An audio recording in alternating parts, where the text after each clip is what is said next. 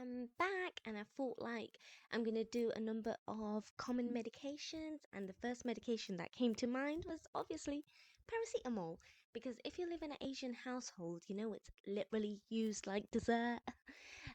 Apart from that, if you guys would like a face-to-face interaction, I am making a TikTok which has the name of pharmacy.fun, so you can join me there. Um, the first thing about paracetamol is that it's an analgesic, which means it relieves pain. So you can go from a frowny, sad face to a very, very happy person because it takes all your pain away. And then it comes to mind like, how does it actually act that way?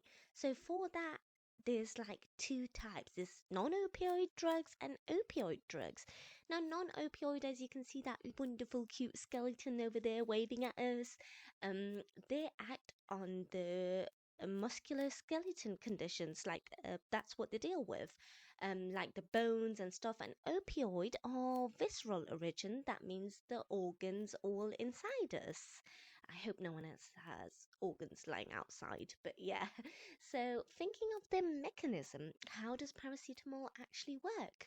It's a weak inhibitor of cyclooxygenase, which is actually an enzyme. And to make it easier so you guys can remember, I'm going to describe it as a little bunny rabbit. So we've got cyclooxygenase, which is an enzyme, and it carries out chemical reactions. So it gets all lovey dovey, and as a result, in the product, we get prostaglandin. So we got these tiny little bunny rabbits, which are prostaglandin as a product of the cyclooxygenase enzyme, because that's what it has caused. And what happens if you're as clumsy as me and you just fall around everywhere and you get hurt and you're injured? So these naughty little prostaglandins are going to run up over there at the site of injury and start causing inflammation, which is going to make you sad. And if it's me, I'm going to end up crying. But that's what it does. Now, paracetamol, the magical medication, it is actually a cyclooxygenase inhibitor.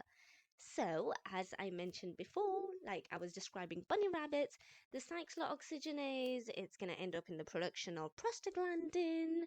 But if I take the magical paracetamol and the tablets there, it's just going to inhibit the production of cyclooxygenase. So we can't get the poor cute little prostaglandins. And it won't cause us pain, it'll take the pain away.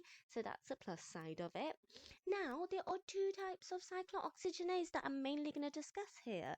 Cyclooxygenase 1, it regulates cellular processes like platelet aggregation, and it also helps with the gastric mucosa, so it's protecting it, the lining there. And then it helps in renal blood flow.